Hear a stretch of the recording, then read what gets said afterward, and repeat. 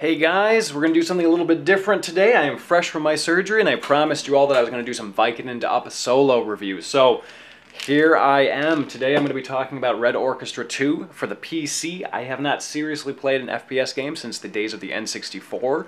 I think the last one that I beat was probably GoldenEye. The last one I played was probably Turok 2. So we're going to see how this thing goes here. So sit back, relax, grab yourself a prune juice, and let's rock out.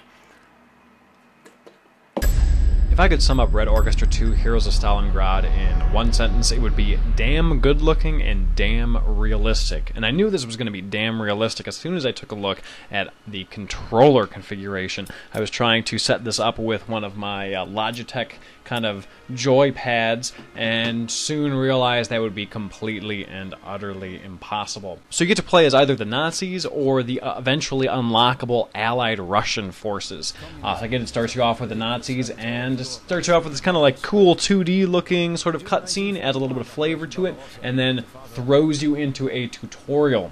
And the first thing I notice here, of course, is that it's very, very, very detailed. Excellent lighting and atmospheric effects, great detail overall. The textures look pretty damn good. Some of them are better than others, to say the least, but overall a very darn good-looking game.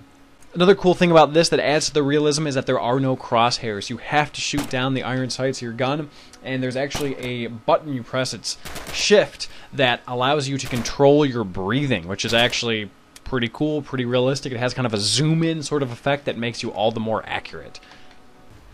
Moving on to the single-player campaign, the big issue that I have with it is that it still feels like a tutorial. And even when it teaches you things, like, okay, this is how you move your troops in this direction, or this is how you get this particular group of people to follow you. It taught me this, and I thought of the mission afterwards it was going to make me do it, but no, it didn't. And I keep winning these missions without doing much of anything.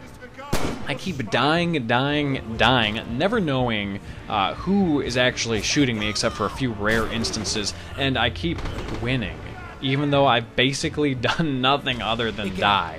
And I think that pretty much sums up the single-player campaign. It walks you through it without you having to actually accomplish much. We'll all get Iron Crosses for this.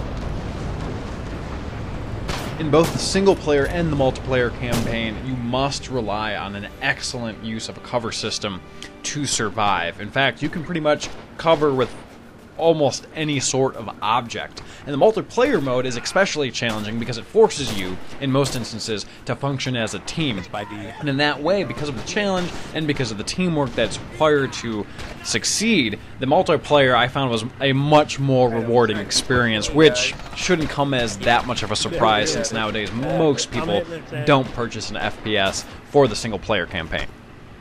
Additionally, I am going to blame the large number of deaths on my part on the narcotics that I'm taking. That said, I do appreciate a game that can kill you with bullets versus a game where I'm playing a multiplayer mode and I'm shooting someone in the face multiple times and they just walk right up to me and then hit me with the barrel of their gun and I'm dead. Halo. Halo. But of course, this game is not a space shooter. It's a shining example of what a realistic styled war game can be.